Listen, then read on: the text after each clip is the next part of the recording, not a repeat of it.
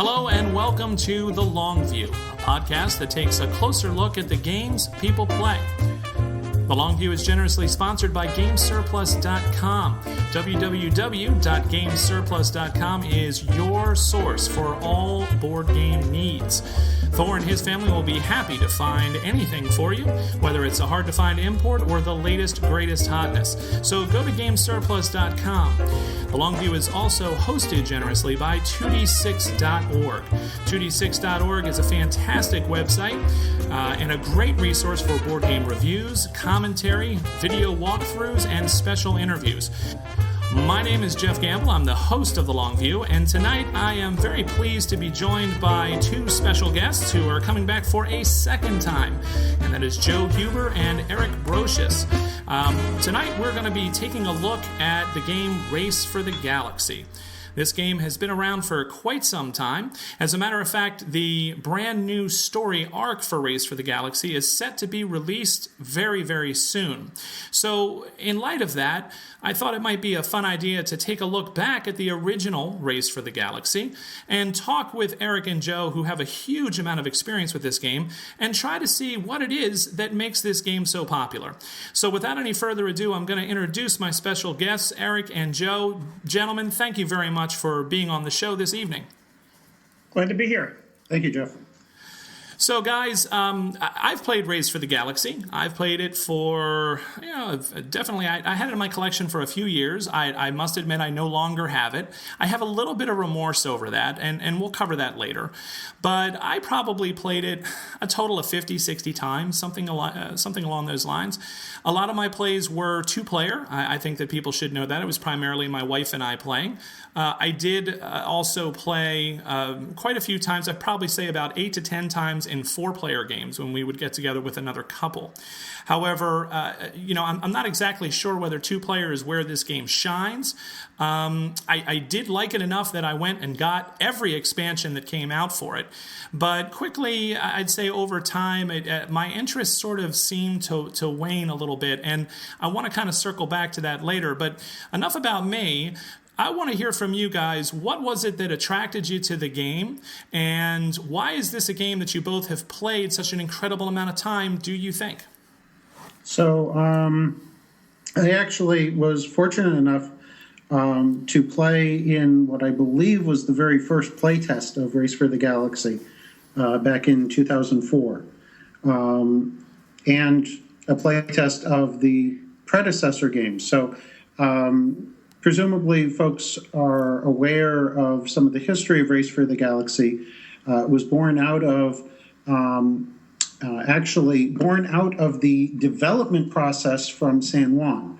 When Stefan Broek at Alea Games was looking for a card game version of Puerto Rico, he involved Tom Lehman as well as Richard Borg, actually, with coming up with ideas, and in fact, they each developed their own San Juan game, and as a result, Tom had put a lot of work into developing this idea, but it wasn't.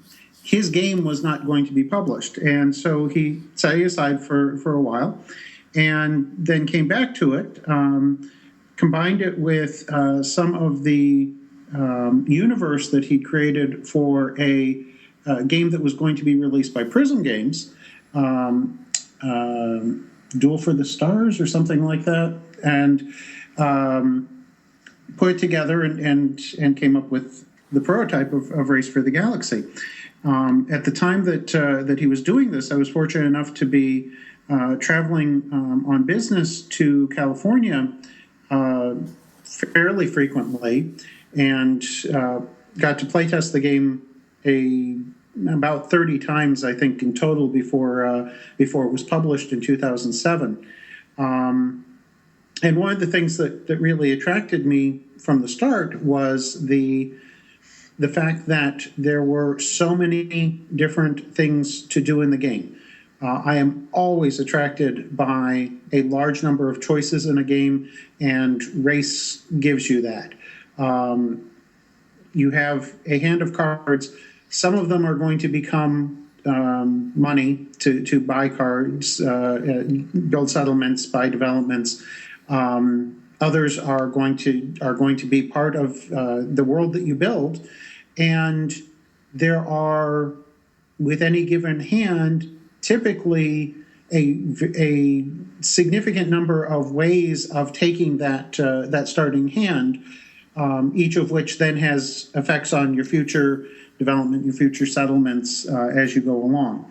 And that variability, the fact that the game doesn't play, so in 2008, I played Race over 1,000 times and did not get tired of it playing it 1,000 times.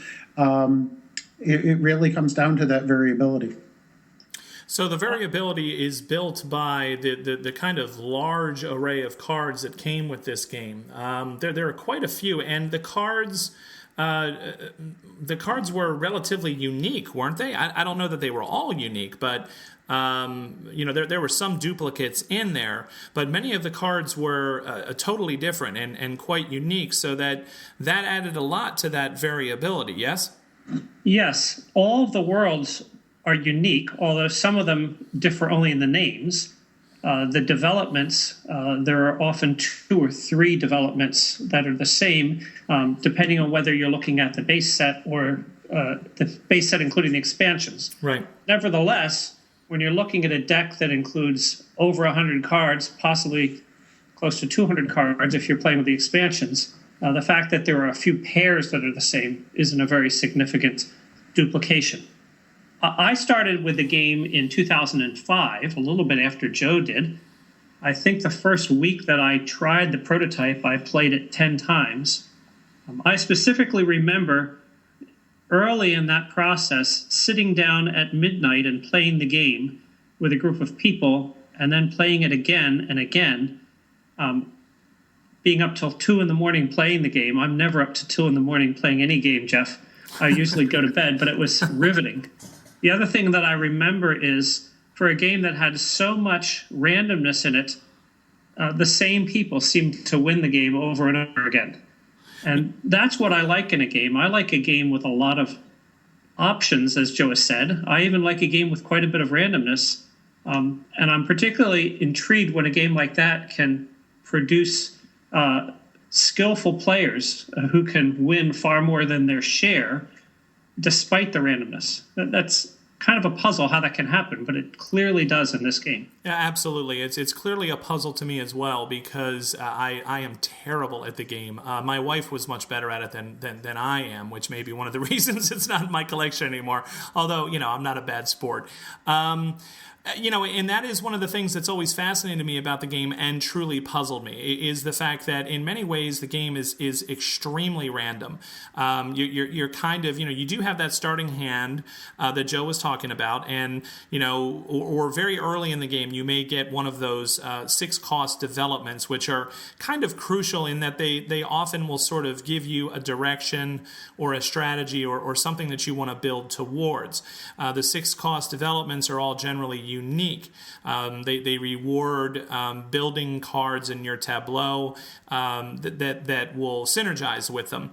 The problem that I always had was I always kind of felt like I spent a lot of time fishing for cards that would complement those 6-cost developments I either had in my hand or on the table in front of me, and yet I couldn't really claim that the game was just random go fish, because consistently the same people would win.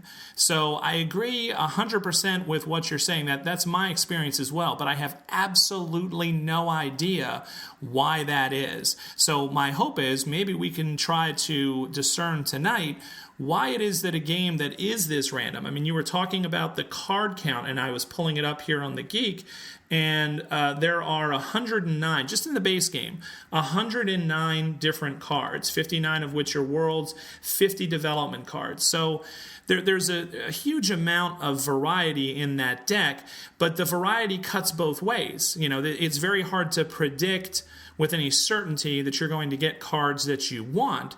So how is it that the players can exert enough control over the game that consistently a better player will beat, for the most part, a more inexperienced player? What do you guys think of that?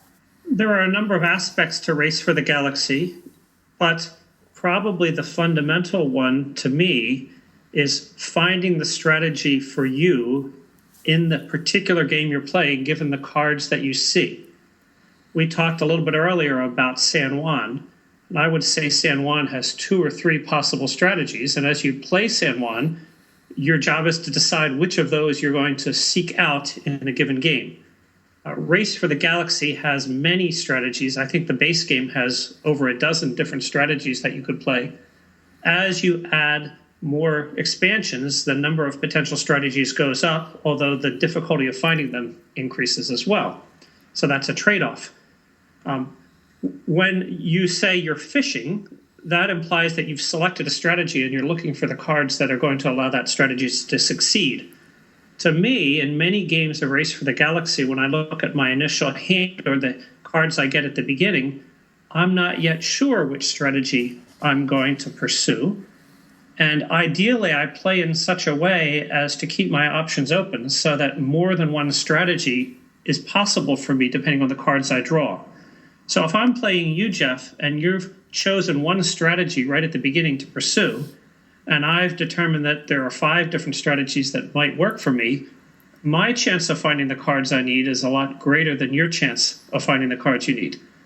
Making that judgment, deciding which strategies are viable and how to keep your options open, that's part of the fun, I think. So do you disagree then that the 6 cost developments are the engine that drives your strategy? Because that's kind of, and again, I admittedly, I am not a good player. It's one of the reasons I want to talk to 2 fantastic players is because, my thing was always, okay, when I got a 6 cost development in my hand, and if I, looked at something I had already built in my tableau and it was something that I thought would work with it, or if I had other cards in my hand that I thought would work well with it, then I'm going to ride that horse. But you're seeming to imply that, you can keep your options open longer, because to me, the game always kind of ended right before I was able to kind of finally get something solid. So the timing of it, I struggled with as well. So are the 6 cost developments not as important as I'm making them out to be? So you can certainly, there are a number, so Eric mentioned there are a number of strategies. Some of those do involve focusing on a 6 cost development as the primary piece of a strategy. Even within the different strategies, that's simply a primary means. A strategy that has only a primary means will often lose out to one that's got other things going on. So, for instance, if you have a really useful 6 cost development that fits in with your tableau, that's great.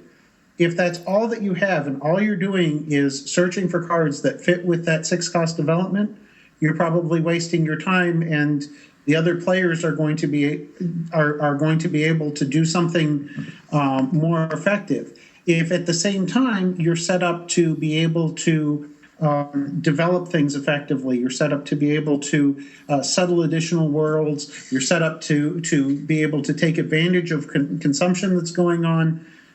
Doesn't matter what other thing you have going on, but you need to be able to, if there's a key to the game across all strategies, it is taking advantage of what other people choose to do on their turn.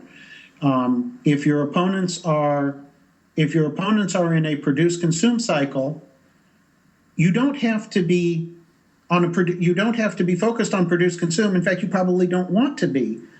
But if you get nothing out of that produce consume cycle, you're going to fall behind in the process. If you can get something out of it, if they're getting 6 victory points because they're choosing produce consume 2x, and you're getting 2 or 3 victory points, one, the victory point pool is going to disappear faster such that they can't run that system as long as they want to. And secondly, you can be off doing your other things that if they can't take advantage of as well as you're taking advantage of their cycle, you're going to win. That's called leeching. When you've identified what your opponent's strategy seems to be, and you build something that will give you some advantage as they perform that. Jeff, I sometimes think of Race for the Galaxy as a game in which the player is dropped down in a wilderness and is trying to find his or her way back to civilization. And there are many paths that might take you back to civilization, by which I mean a strategy that works.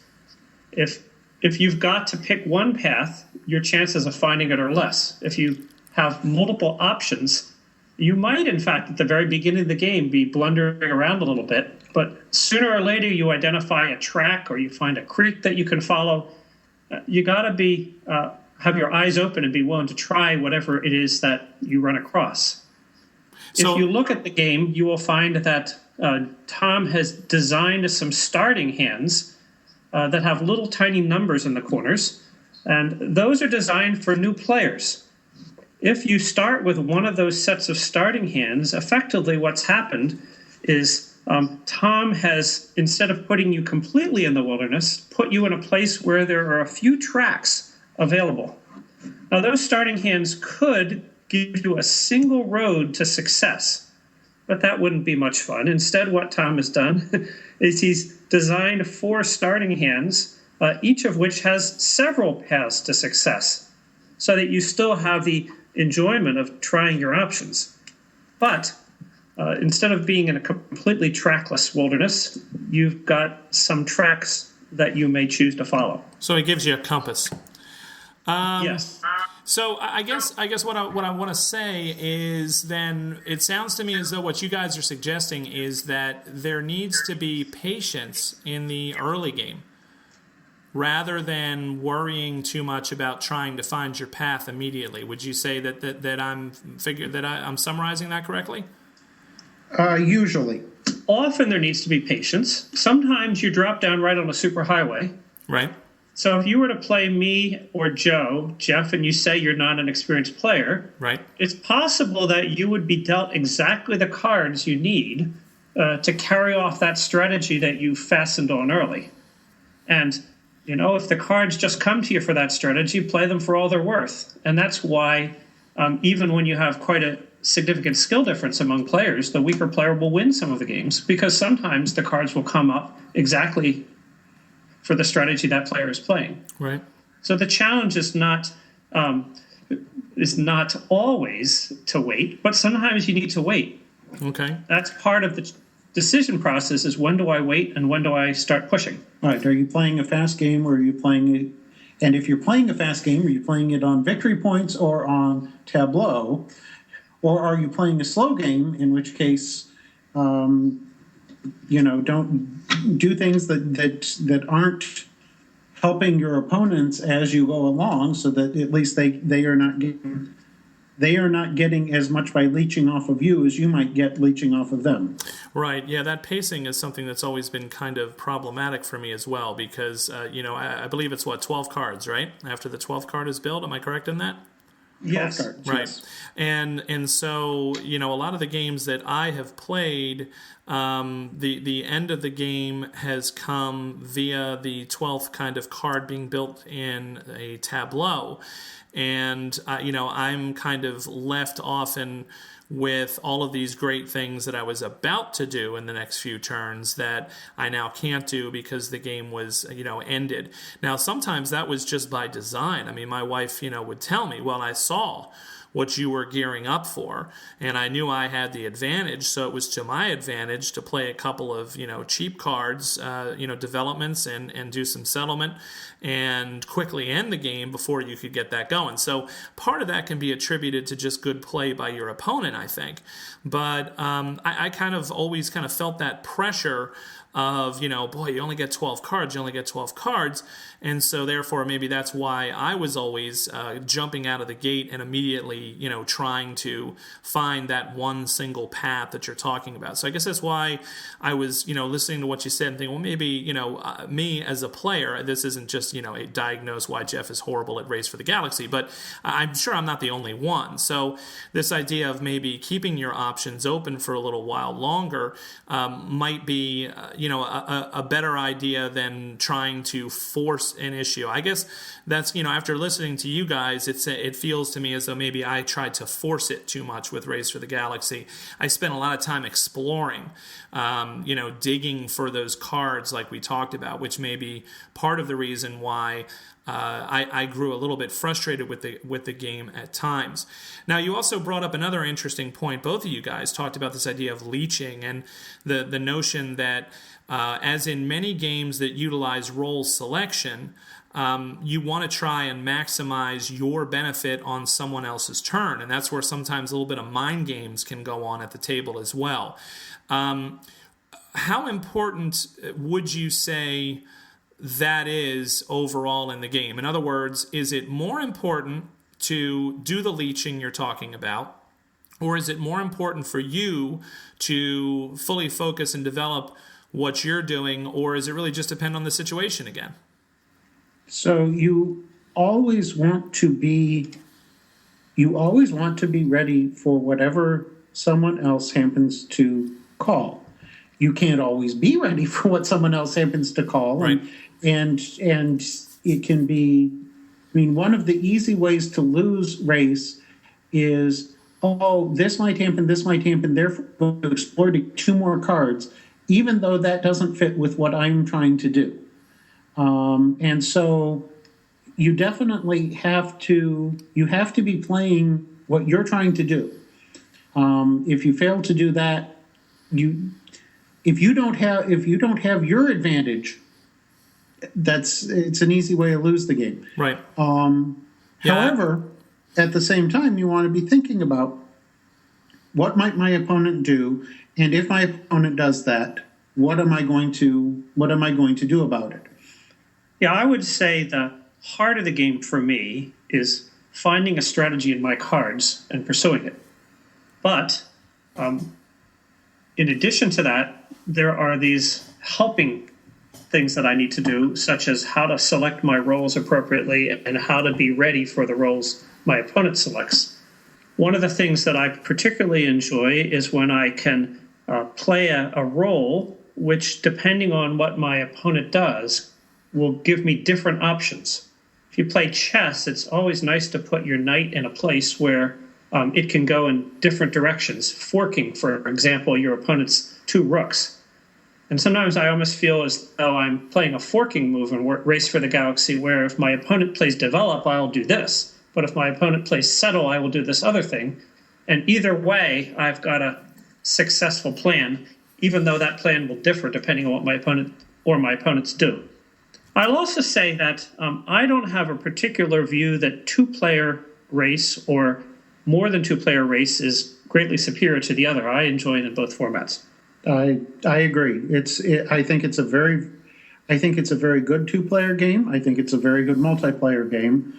I have probably played a little bit more two-player than multiplayer, just because. So in 2008, when I played it so many times, I played with a friend at work. And what we would do is we'd get together after work before we head home, and we would play 6 games of Race, taking a total of less than an hour. And in fact, I actually we kept track. We instead of dealing the start worlds at random, we actually just went through all of the possible start world combinations in sequence, one after another, and then many times through. I posted back that year on Board Game Geek, and Boast is still there, the results of the. I know we got to 200. I can't remember if we got to 200 or 400, but wow. Two-player games, going through all the possibilities to see how various worlds fit against each other, and where there were where one of us or the other of us had an advantage. So there were some worlds that I played better than my friend, some worlds that my friend played better than I did. And it was amazingly close on the whole. So very enjoyable too. And since then I've more often played multiplayer and very enjoyable with 3 or 4 or 5. Would you agree with that, Eric, that there doesn't seem to be a whole lot of difference for you as far as the game experience, as far as your enjoyment of it goes, whether it's with 2-player or multiplayer? Yeah, I'm happy to play it either way. I think that if you're just learning the game, it might even be easier to play 2-player where you only select one role. That's sort of the simplest version. Typically, when experienced players play, they pick 2 roles in the 2-player game. That's a different game. But I will play it any of those 3 ways happily. Joe's played it more than I have. I've only played the game about 500 times. Oh, only. With physical components. I've played a lot with the AI developed by a guy named Kelton Jones. Yes, that AI is incredibly punishing. That AI has kicked my backside more than I care to admit. So it's a tough AI. I can win more than my share against that AI, but not by a huge margin. And I think it's a challenging thing to try to even play a series of games and come out level with it.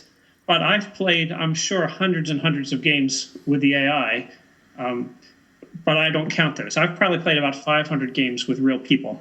Face to face. Okay. I think I played 50 to 60 games last year, and I would have been happy to play 100 games, except I don't know people that like it as much as I do that I get to play with regularly. Now, let's talk about that, if you don't mind, this idea of, playing it with new people and trying to find people who want to play it, because I really wanted to kind of dive into this a little bit, because this is one of the problems that I had with the game, which was, number one, I really don't feel that the rule book was all that well written. I really struggled with that rule book when I first was trying to learn the game. But once I had wrapped my mind around the game and understood the iconography, which we'll circle back to in a minute, I then, of course, played it with my wife quite a bit, and then, we tried to introduce it to a lot of people. And I can honestly say that game has been more difficult for me to try to teach and get new people playing than most games I've ever tried to teach. I mean, I have taught, I don't know how many Martin Wallace games. I have an easier time teaching Glory to Rome, which has even more ways in which the cards can be used than I had teaching race. And I think it has to do with this, one of the strengths of the game, which is the individuality of the cards, but also the just amazing amount of iconography in the game itself. And I was curious whether you gentlemen had found that was difficult as well, as far as is it a barrier to getting new people into playing the game, number one. Number two, if you feel that, maybe it's not that big of a deal, and perhaps people make too much of the iconography in the game. The only thing I can say in my defense is generally I am the guy who teaches the games. I am a teacher. I have some idea of how to present information and how to make myself reasonably clear, even though on this podcast sometimes I do a lot of the ums and the ahs. And so I think I have some idea of how to teach games, but boy, that one has been difficult to try to teach new players. What has been your guys' experience with trying to teach new players, and what do you think of the iconography as far as, is it a barrier to entry? Is it something that makes it difficult or not? What do you think? So I've taught many people. I taught a whole bunch of folks that I work with. To have played it so many times in 2008, a lot of that was teaching lots of people at work and playing a lot with them. In fact, I have a business trip coming up. One of my coworkers who I play bridge with was talking to me. He's going to be taking a trip at the same time, same place, and we realized we weren't going to have enough bridge players, and so he suggested that I bring Grace along. I've never really had a difficulty teaching it. I will say that I don't teach it from the rule book. I haven't looked at, I was just looking at the rule book now as you mentioned it, and I think the rule book's perfect. It's got Eric's name in it, and it's got my name in it. But seriously, I knew the game very well before it was published. I've never used the rule book enough to say if there are weaknesses relative to how it presents it. Right. The iconography, I can actually, as I mentioned, I was fortunate enough to get a chance to play test the game in 2004. As a result, I got to play test it when it was pre-iconography, when all of the things that were on the cards were written down as text. And as a practical matter, it took me a little while when they switched to Waywa's iconography to get used to it. But it's the only way that you can play it once you have played some reasonable number of times. It is a little bit more challenging to get someone to start playing, but it's the only way that you can see what's going on at the table once you get past, far enough in the learning curve as to be looking beyond your own tableau. Right. I would say, Jeff, that I taught calculus to college students for 8 years. Right. If there's one thing that taught me, it's that people learn differently. Right. And so I have found I've probably taught the game to 50 people. Okay. I found that some people learn it more easily than others. I've also found that you can't predict that. Sometimes people that you would think are very technical, they've got jobs that involve computer programming, and you think, surely this would be a game they could pick up. They struggle with it. Other people seem to be non-technical and pick it up right away. So I'm not sure what it is. I agree that it's easier for some people than it is for others. I remember a brief period I started with iconography, unlike Joe. I remember a brief period of trying to learn the icons, but from the very beginning, I really wanted to learn this game, and maybe that's why it didn't seem that hard to me, because I was really eager to learn it. Yeah. No, one of the things the iconography is given a hard time because of the difficulty of getting folks started, but it makes the game so much easier for experienced players to see what's going on, to play the game, to pick up. You can pick up a new expansion and you can look at the icons and you know how it works. It is a far faster process than it ever could be without the icons. Well, I think that there's something there that I agree with you with, and I hadn't really thought of it until you said that, which is, I had not really imagined the cards being choked with text. But I think in order to do what you need to do without the icons, there would have to be a lot of text. And then, of course, you'd have people arguing over verbiage. Also, one of the great features of Race for the Galaxy, at least in my opinion, is the artwork. And so by having the iconography there, it really does allow that sort of artwork on those cards to come through. And it really is some beautiful artwork. The only thing I'm wondering is, you talk about this advantage, Joe, with the icons. Now, the only advantage that I can think of that I picked up on, and I'm curious if there's more, because, you guys have so much more experience, is over time I kind of learned to scan my cards and the cards of my opponents sideways once a roll was selected. So like if someone chooses settle, then I'm looking at the settle kind of row going across my tableau, seeing what effects or powers that they're going to have, and maybe what things am I going to be able to do, etc. So is that what you're talking about, where you can kind of quickly reference kind of your powers, whereas if you had to read blocks of text, you'd almost have to read every card unless you knew it, which kind of leads me back almost to the way I feel sometimes with innovation, because innovation is text-based. And so you kind of have to learn every card before you get any speed of play. Is that the advantage you're talking about, Joe, or is there more? So it's an odd way of describing the advantage, because from my point of view, the looking to see what powers people have after you've found out what they're calling is probably not the right approach. I'm looking around the table to see what people have built, what powers they have before I go into thinking about what I want to play on my next turn. Right.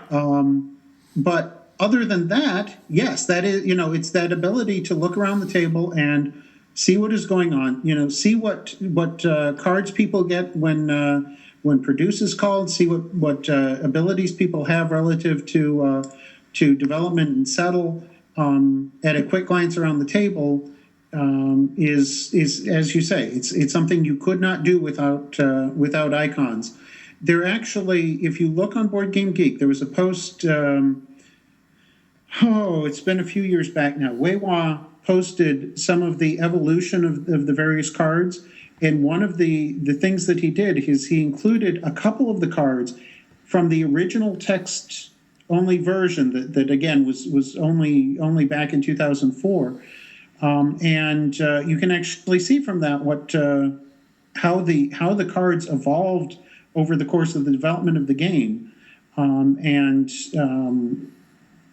what the game would have been like if you had text in place of the icons. Is there anything now? You guys have taught the game very successfully to new players, and Eric, your point about everybody learns differently is of course true and a point well taken. I do sometimes think though that I wonder when I was trying to learn the game from the rules. I'm going to circle back to the rules, even though that's a dangerous thing to do, given that you guys are working on the rules. I sometimes wonder if your core familiarity with the game through its entire development process maybe makes it a easier experience for you to try and teach new players. So I'm only bringing this up again because I'd be curious what other listeners, hopefully, who listen to this podcast would have to say about their experiences in trying to teach the game. Because everything that I needed was in the rules. There was no doubt about it. The progression for me of trying to kind of learn the game, I actually ended up using the reference cards a whole lot more than the rule book. In other words, as I was going through the rule book, and I was kind of blown away by all of the different kinds of possibilities and options. Now, keep in mind that Race is a game that came out a while ago, and it was one of the earlier games that I had picked up, but I had played enough that I felt that I could tackle it. And I found the reference cards to be eminently helpful and useful because sometimes I struggled to find the things that I was looking for in the rule book. Do you think that there is something to that, or again, is it just me and I learned differently and I didn't pick it up the way maybe most people do? I think the rules are more of a reference than something where it's useful to read them straight through to someone to teach it. Right. I think certainly being familiar with the game makes it easier to teach it, but I generally start and show people the role cards and explain that these are the things you do, and I start explaining how develop works, and then I explain how settle works and so forth, work my way through. I will say that one of the things that makes the game hard is that people in games are often used to wanting to understand everything that's in front of them before they can play. Very true. And in some games, you have a limited number of cards or a limited number of components, and your job is to make the most out of every single one of them. In this game, most of the cards you have are going to be discarded to pay for other things. So when I play this game, I look for the cards that are reasonable considerations to help me with my strategy, and I ignore all the others. Obviously, it takes some getting used to know which ones those are. I think some beginners, particularly ones that are meticulous and diligent, feel obliged to look at every single card. And this is what I call a card flow game, a game in which you'll look at a lot of cards and you'll select a few that matter to you and many others that don't. Almost, I think, one of the things that makes this game easier or harder is whether you can just sort of let it go and focus on a few cards, or whether you feel that you need to learn everything about every card you ever see. And if you try to do that, it's a lot to deal with at the beginning of the game. Yeah, there's definitely, so like most games, they are easier to teach from experience of having played than they are from reading the rules. I mean, I think having been involved, having been a playtester, I don't think really makes nearly as much difference as having played the game a lot of times does, in that it's very familiar. I'm never looking at the rules. I do give people the reference cards if they're playing for the first time and explain, go through. And I've never had someone who didn't pick it up. I taught my older son when he was 11, and he picked it up without a problem. Still plays it now and again. We still play together now and again. I've taught. I can't remember. I remember. I mean, there certainly are people who picked it up faster and slower, but faster was they were ready to go, a quarter of the way into their first game, and slower was at the end of the first game. They kind of had a reasonable grasp on what to do the next time around. I'd say that's accurate with my experience as well. Yeah, I mean, after the first game, people, it's one of those games. It reminds me of Glory to Rome in that way, where you really don't have much of an idea sometimes of what you're doing until after that first game, and then you can kind of look back and say, okay, all right, so I see that this decision I made here and here and here, I probably should have done differently. Let's try that again. And that is one of the great things about Race, is that it does always have that let's try it again kind of a feel, because the game very rarely outstays its welcome.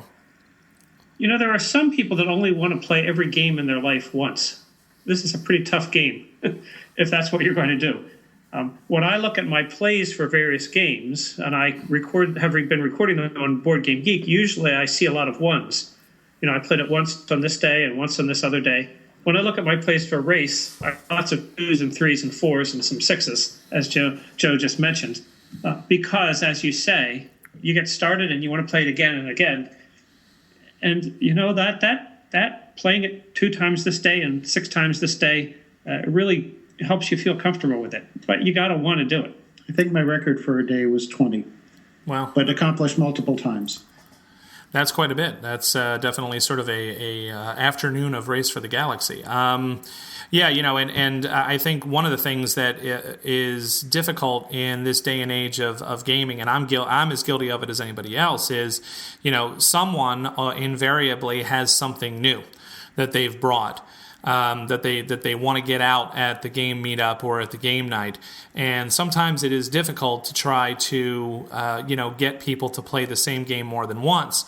And I myself, some of my friends have given me a bit of a hard time about that. Oh, Jeff, you'll never play a game twice in the same night, and often that's true, but not for a game like Race. If the game is short enough, which Race is, I think you can certainly have multiple goes at it and have a great time.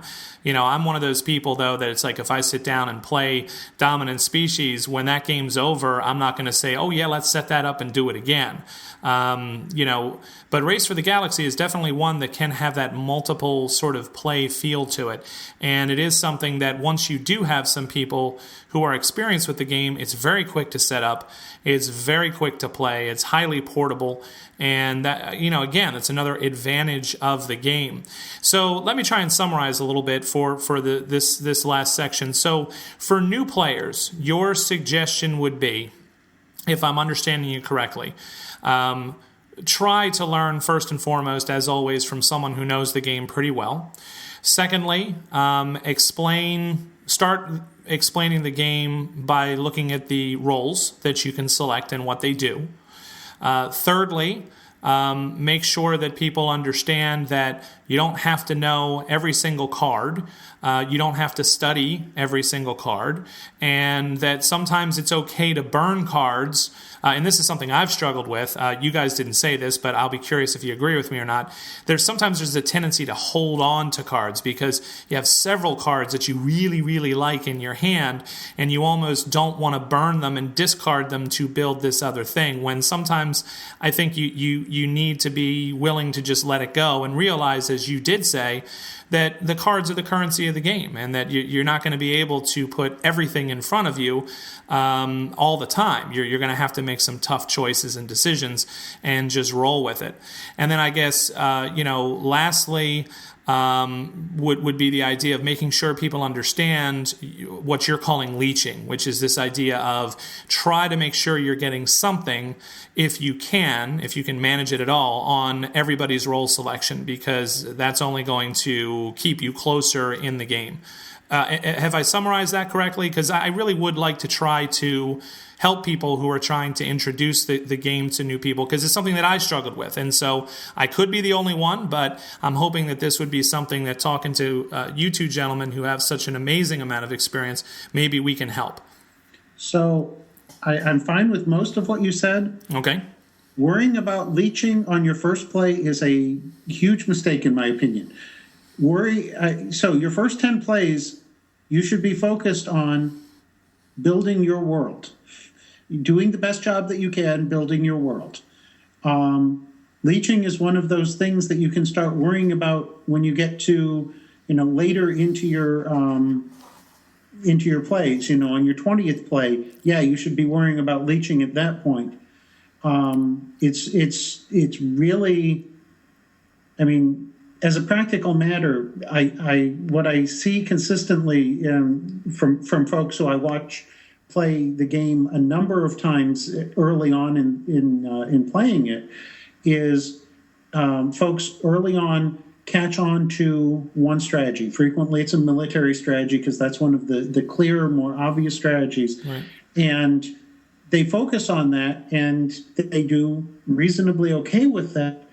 And then they play an experienced player. They do their military strategy, and they lose horribly because they watch the experienced player do things that perhaps build replicating robots so that they can the experienced player has cheap non-military settles and can keep up with the pace that the military player is trying to do, and so. Trying to worry about leeching on the first play I think is just not the right direction. Just go into it. If you're playing against a very experienced player, go into it aiming to do the best you can, and as with 18xx, actually expecting to lose. Right. I also would recommend that when you're first starting, you use the preset hands. A lot of people have this belief that you should never use anything but the advanced version of any game. And, as I said, Race for the Galaxy takes you out into the wilderness and asks you to find your way back to civilization. These preset hands put you on a path that may not be a super highway, but they put you on a spot in the woods where there are a few paths you can take. That's to make it a little bit easier to understand what you're doing. Use those hands for a while. Right. And in fact, the game works perfectly fine giving a preset hand to new players and a random hand to experienced players. That is a perfectly reasonable, legitimate direction to go. It's a way of handicapping things. You give the experienced player potluck and the new player a preset hand. Yeah, that's an interesting idea. I would not have thought of that. That's a great idea, actually, for helping people who, are just learning the game. So, all right, so we're going to modify my original statement. I'm not going to state it all again. So you've refuted the notion that we should worry about leeching, and I think I understand your reasons why. Again, I'm going to go back to a game I have much more experience with, which is Glory to Rome, and I think I'm catching what you're saying here, because often with Glory to Rome, the progression that I see with players is that they kind of have blinders on, and all that they can see is what is in front of them. because of the sort of myriad of sort of different options and crazy things that can happen in Glory to Rome. But the more experienced they get, the more their field of view, as I like to think of it, increases. And they begin to notice their opponents. And they begin to notice what their opponents are building. And then they start to think about the higher levels where it's like, okay, now that I kind of see what others are doing, I'm going to try to manipulate the pool of cards in the middle to deny them what they need and to maximize benefit for me. So it sounds like it's almost that kind of progression once again, where you guys are saying you need to kind of just worry about learning the game, worry about yourself, do the best you can, learn the icons, learn the systems, and then gradually as you play, increase your field of vision, which for many Glory to Rome players kind of happens organically over time. And I think it does with Race for the Galaxy as well, yes? Yes. Excellent. And go be ahead. aware that picking one strategy, even if that strategy, as Joe says, like the military strategy, seems to work for you as you're learning the game, picking one strategy is not a long-term key to success. It's almost as though you can get into a blind alley by perhaps learning to play the military strategy a little bit better than your other friends who are beginners. But if you come to the conclusion that the military strategy is the one that you should always pursue, or the produce-consume strategy is the one you should always pursue, or any other strategy, all of a sudden you'll find that people that keep their eyes open to different types of strategies are starting to pass you by. I might say if you were a football team and you learned one play and could do it very well, you might succeed.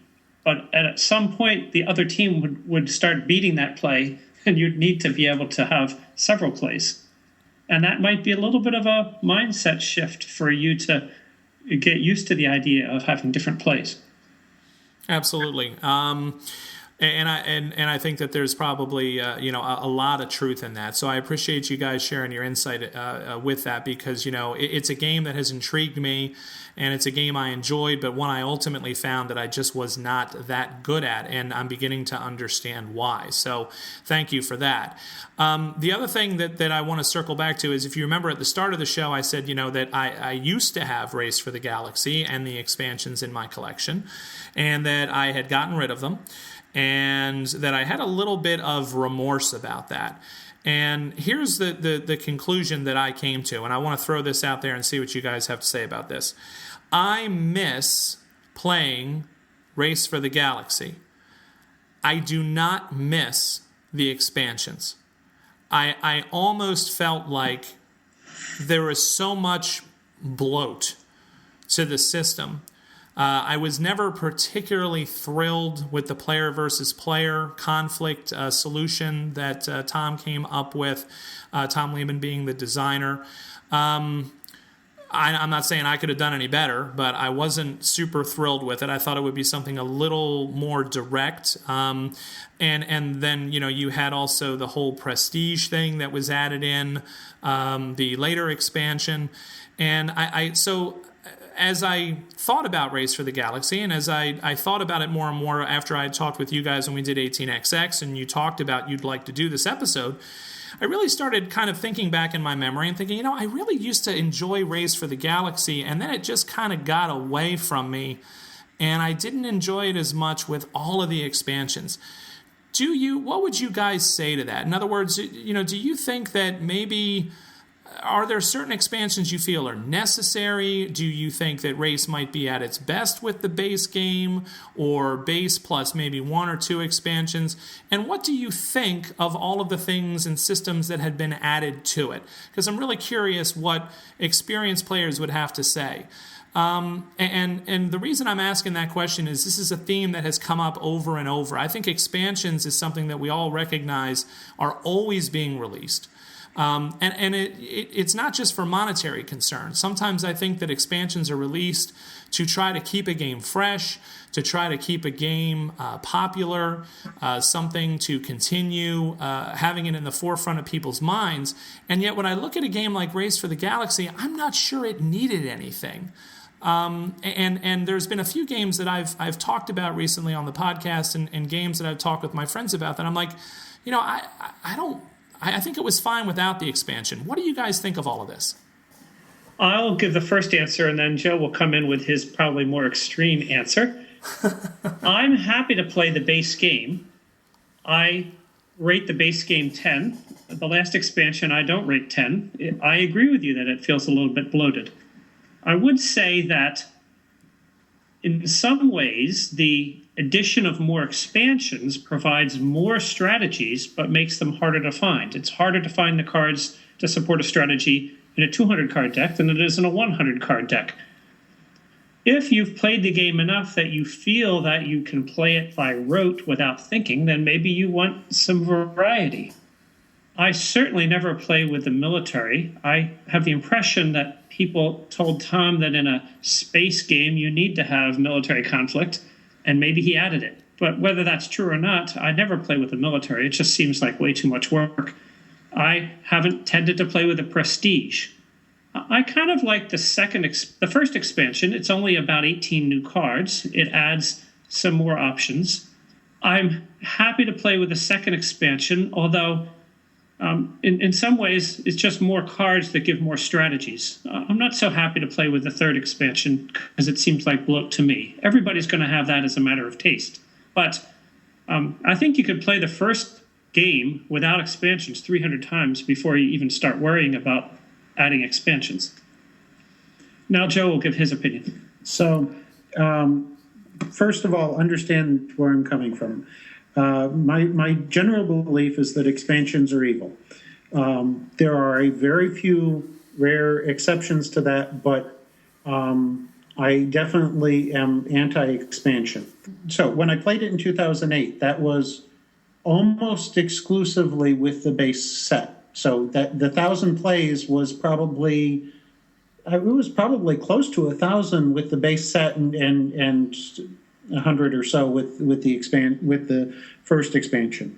The first expansion does three things. It has the solitaire game, which is harmless, but I'd rather play it race against the AI, and so while it had a purpose at the time, the idea of solitaire gaming has never really struck a chord with me, and so it wasn't worth much.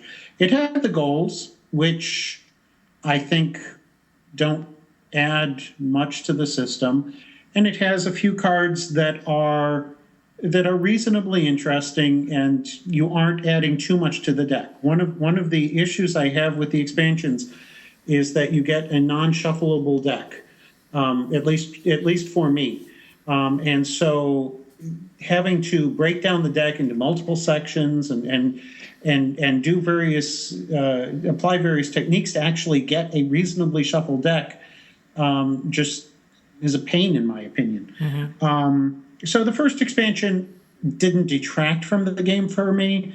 I like a few of the cards that it added. Others, take or leave. The second expansion added the takeovers, which I never cared for. So you should understand, the first and second expansion were designed hand in hand with the design of the game. So it's not they were not planned after the success of the base game, but co-designed and you know there's a reason that they work together well. But the takeovers never appealed to me, and really the second expansion, in my mind, really came down to one brilliant piece, which is the ability to choose between two different homeworlds. I think that part is great. I think the rest of the second expansion is unnecessary.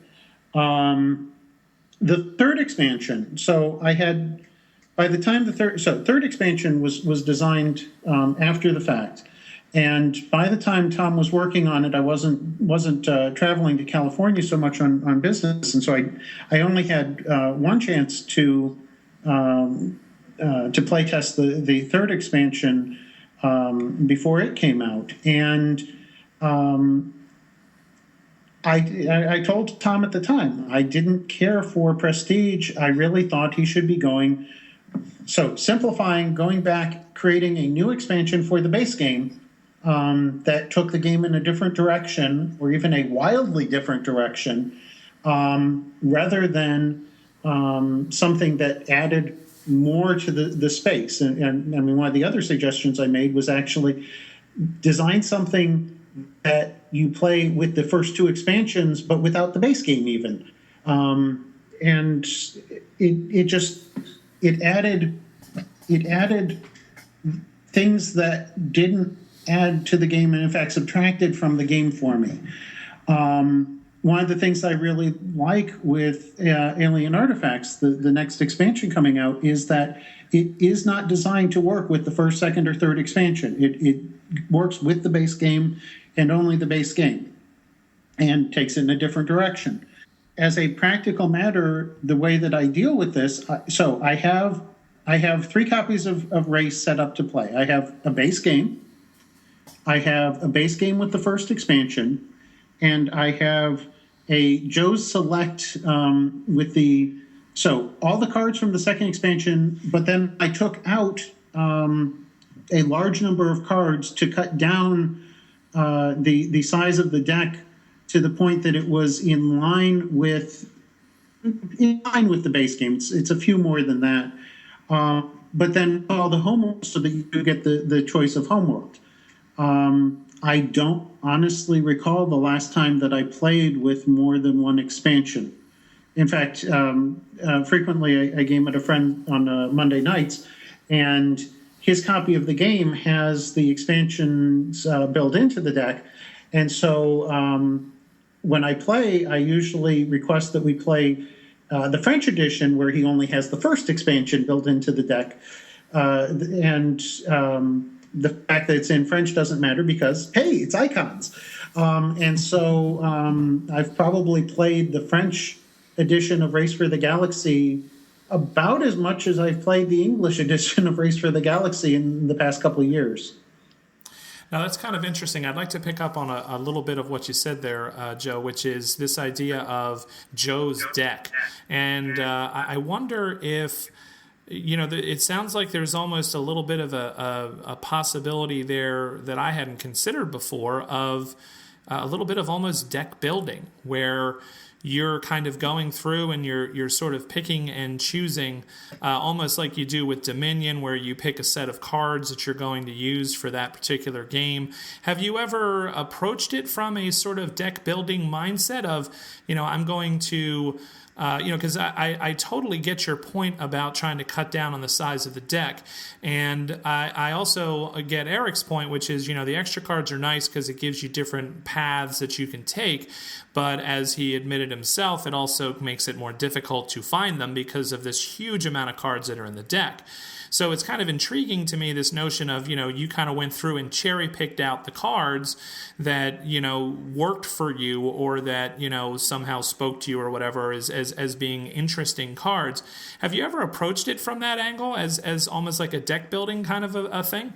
So one of the things that you have to understand is that I have very, very little experience with deck building. I've played Magic the Gathering twice with a friend's deck. I've never built a Magic deck. Mm-hmm. I've played Dominion about 8 times or so. I played Thunderstone once, other games maybe once. And so I never really thought of it as deck building so much as, so the first thing I did is I got rid of all the things that had to do with takeovers because, well, I'm not designing something to play with takeovers, and so, okay, we can toss those out. Mm-hmm. And then it was just a matter of going through and saying, well, I'll give an example. Plague World. Plague World's one of the worlds in the base game that I have never ever liked because it is a zero victory point world. I've never really cared for most of the zero victory point cards of any variety, but Plague World has a special place not in my heart.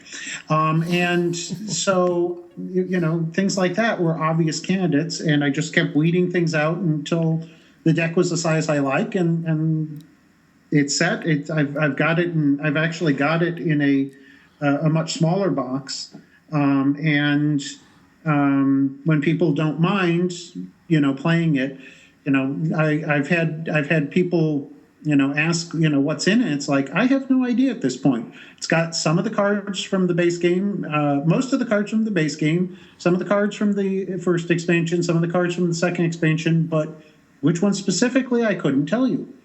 And I have to say, Jeff, that one of the reasons that Joe can do this is no one would ever suspect Joe of trying to get an advantage for himself by doing this.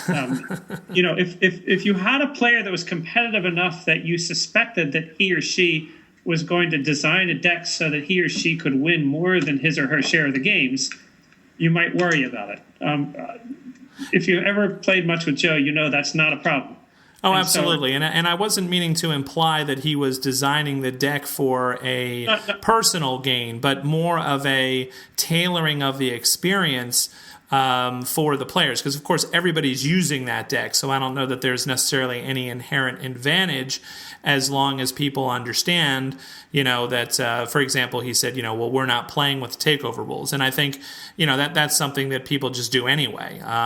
So I wasn't trying to imply that. I want to make sure. No, I wasn't saying that you were. I was just saying that Joe's view on gaming helps with this. You really know that he's trying to make the game that he thinks everyone will enjoy. Mm-hmm. Of course, that's based on his opinion, of course, but I'm happy to play the game with Joe's deck. And as he says, it's nice because it has options, but you can shuffle it, with your hands instead of having to divide it into pieces and have different people shuffle different pieces. So, this is a way, I guess the only reason that I wanted to ask about that is, it's a way to kind of customize the Race for the Galaxy experience. And that might be a good thing, given the fact that, at least it sounds like Joe and I are kind of on the same page that, there's much in the expansions that doesn't seem to add a whole lot to the game, but there are some neat pieces in there. And so, you kind of want to be able to grab those neat pieces and leave the rest of the stuff, behind that you feel might be, extra. Okay. Base game, it sounds like, Joe, you and I agree, that the base game, maybe my memories of that are kind of correct, that there's enough there in that base game, there's enough meat there that you probably don't need to mess with the expansions for a while unless you really want to explore them and explore those possibilities. Now, both of you guys were talking about the player conflict a few minutes ago, and neither of you seem to care much for the player conflict system. And Eric, I think you sort of made a comment of, people told Tom that there should be conflict in a space game, so he put it in there. What are your feelings on that? Because, I am one of those people that kind of thinks conflict is something, when I think of these epic space kind of games and epic space classic films that I've watched, and there's usually some kind of conflict. And, I just kind of have wondered at the clunkiness of that system. And it seems to me, if I don't want to put words in your guys' mouths, that you really don't feel that the conflict is necessary in the game. And if you don't think it's necessary, why do you think that? I loved the game when it first came out, and it didn't have conflict. So it's a question of theme, and theme is in some ways in the eye of the beholder. I feel like I get my feeling of the theme when I lay down military powers or when I lay down worlds that can produce goods.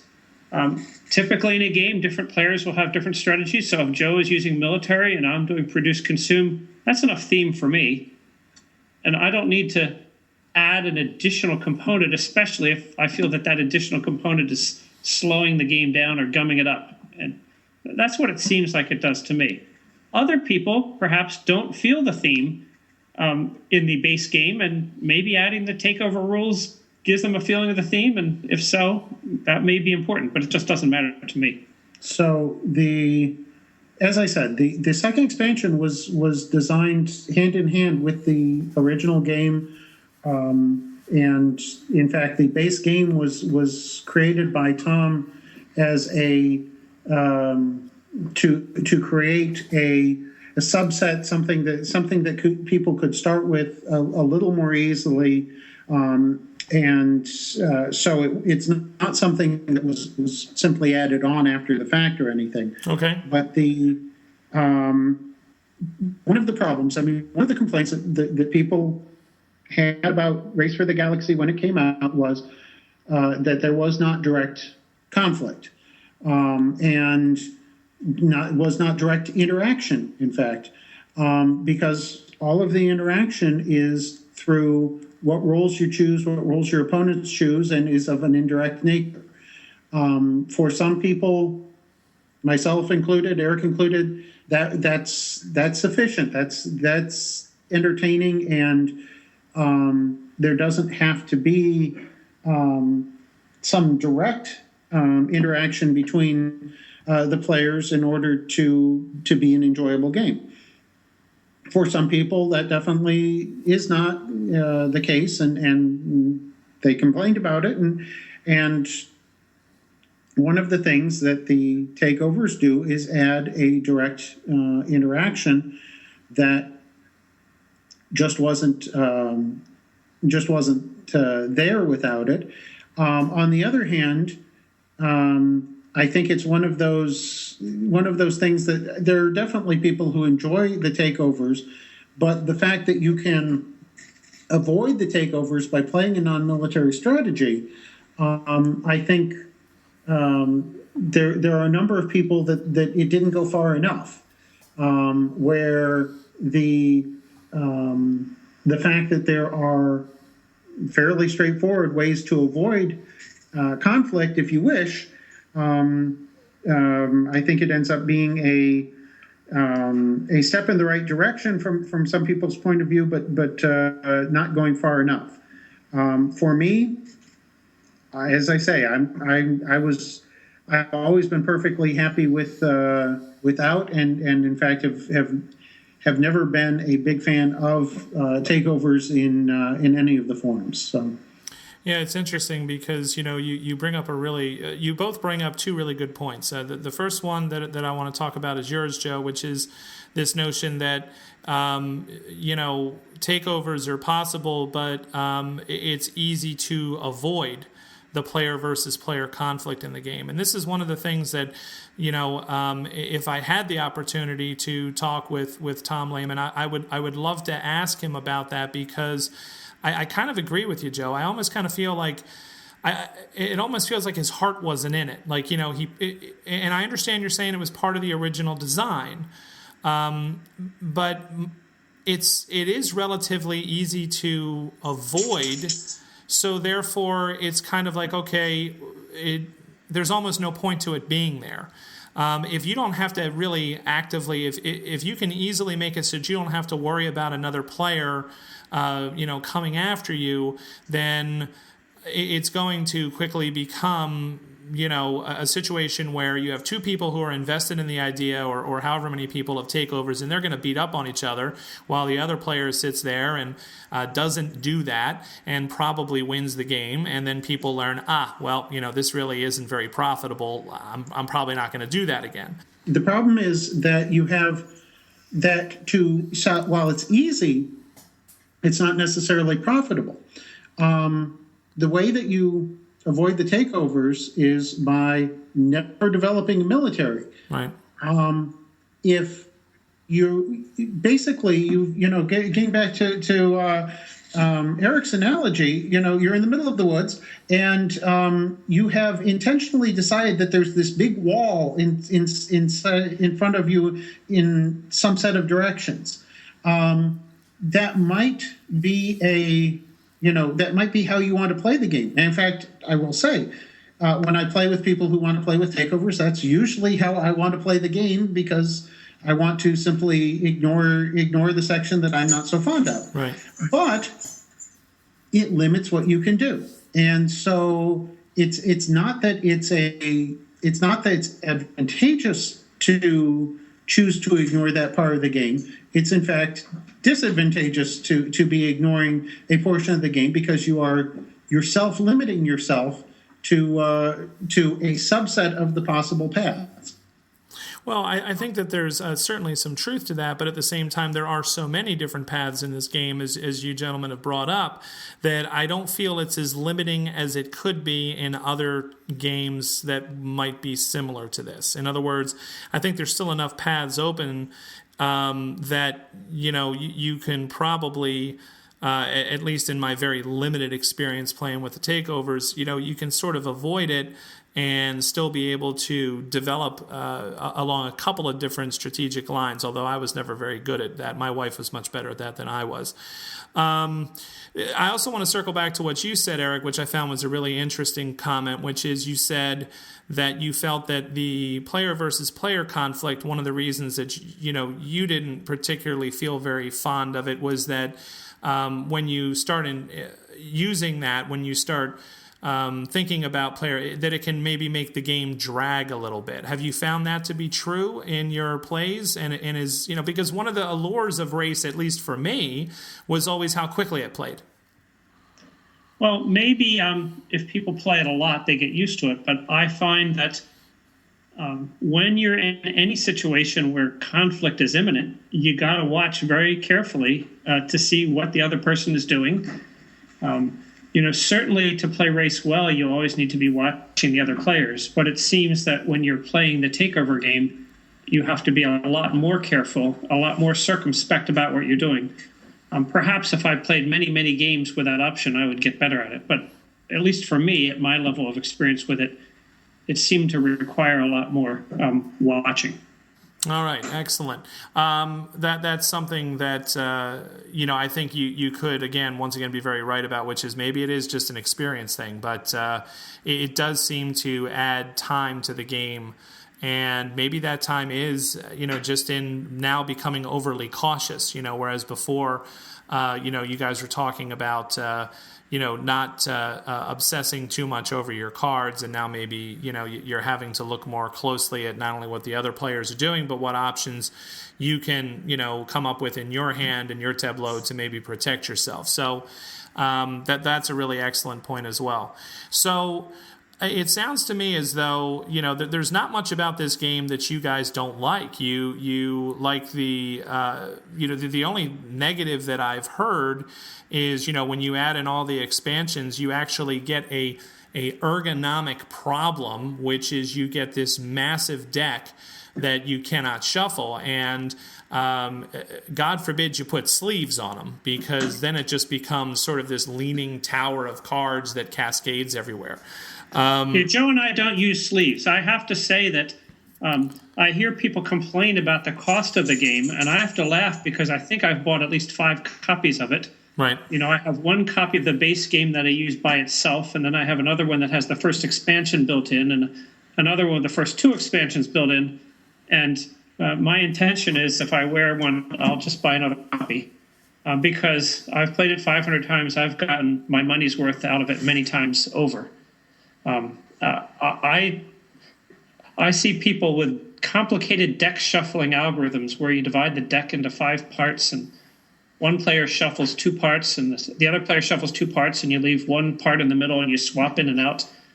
Just the fact that people have developed those systems kind of tells you that there's too many cards in the deck for ergonomic reasons. It's a bit of a problem, right? So, I got to ask you the question, guys. I always ask the question. Is there anything about the game that you would like to change? Is there anything that you don't like? Because so far, it sounds like you guys are thumbs up all the way on Race for the Galaxy. Overall, I mean, the changes... The things that I would change are same things I told Tom at the time. I would not. For me, the third expansion does things that don't do anything for me. But it's something that Tom wanted to do, and talking to him about some of the reasons, I understand why he wanted to do them. It wasn't the right thing to make it more enjoyable to me. On the other hand, with I can't remember the name of it. The new expansion, Alien Artifacts. Yeah, Alien Artifacts. I think that takes things back in a direction that's much more in line with my preferences, and so I've got nothing to complain about. Yeah, I think that you have options with this game. You can play the base game. You can play the base game with a subset of the expansions or with all the expansions. You can play with the goals. I don't mind playing with the goals. You can play with takeovers. Not too interested in doing that myself, but you can do that. So in some ways, you'd have not just a game, but you have an array of options. And I'm certainly thrilled with a number of those options. So on the, this game scores high on variability and variety. The game scores very high on replayability, probably because of those factors. The game rewards repeated play, and that an experienced player will usually do better, and I've found that to be true. So do you think that these are all the reasons why Race for the Galaxy, a game that came out in 2007, that's not a tremendously long time ago, but do you think it's the reason why the game has been able to withstand this much repeated play? I mean, to hear you say you've played it 1,000 times is kind of, mind-blowing. And it also fills me with a certain amount of jealousy because, I don't know where you work, but I wish I worked there, apparently, because I don't get to sit and play Race for the Galaxy at lunch. If I tried to introduce that, I don't know if that would go over well. So I wish that I had the experience that you had with that. And I got to be honest, talking with you guys has certainly rekindled my interest in it. And I've been toying with the idea of trying to pick up the base set again. And I think I probably will, as much as I'm going to get the fisheye from my wife on that one, because she hates it when I trade a game away or get rid of a game and then reacquire it. She kind of looks at me like, didn't we have this once? And haven't you now, she's not a big fan of that, but she likes the game enough that I think she'll let it slide. So do you think that these are the reasons why this game has had such amazing longevity? For me, they are.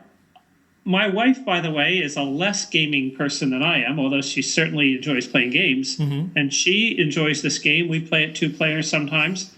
I have to say, Jeff, that in a couple with a more gaming spouse and a less gaming spouse, when you find a game that the less gaming spouse wins, there's some advantage to that too. Oh, yeah. Maybe absolutely. Your wife wins most of your games, but I love it when I can play a game with my wife and she can pretty much hold her own. That's a plus for me.